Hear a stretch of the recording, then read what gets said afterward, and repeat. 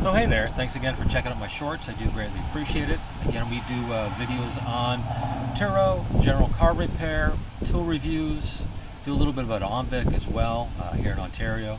Just a few little things. So if you check out the videos, that would be great. Do a thumbs up or subscribe, that would be wonderful too. I'd greatly appreciate it. So we're down in the driveway, just working a little bit on the Jaguar, and we're doing the rust kind of prevention in the summer. I do that so that it kind of wicks and gets everywhere. So let's take a little look and see where we've applied it. So taking a look here, it looks really messy, and generally speaking, that's what's going to happen. So I've sprayed the upper part of the springs. We've done the subframe in the back as well, and you can see that there's these little access holes on the frame in the Jag. So the idea is you want to get into those little holes and crevices, there's a whole bunch of them, and spray that rust proofing into it. The idea behind that is the way this works is as it kind of warms up a little bit, it looks a little bit like slime right now, but it'll wick and move its way around. And once it does that over the next week or so, it's going to get into all the little crevices. Now, what I like to do is wherever there's been a weld, I like to spray it on that.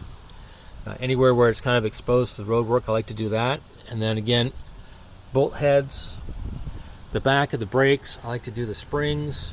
I also like to do the little fasteners as well. Again, back suspension, a little catch on the back where you have a spot where sometimes you'll get a pool of brine or water in the wintertime. I like to coat that down really well as well. Underneath, you can see I do the back end. I do that little, anything that's kind of exposed, and then later on I'm going to come over it with a rubberized rocker guard that's kind of more of an oil base than anything else, along with a run of WD-40 in some of the crevices. But you can see that this is a 2004, and for a 2004 in Southern Ontario, taking a look down, other than the gas tank straps, it looks pretty good. Definitely nicer than the undercarriage of my truck. So again, this is a combination of getting out and oil spraying it on a regular basis. So once a year. And again, you could go to a Crown or a franchise store and have this done. I find it's 2 cans of basically a rust preventative, another can or 2 of the rubberized rocker guard on kind of the spots where you get a little higher wear.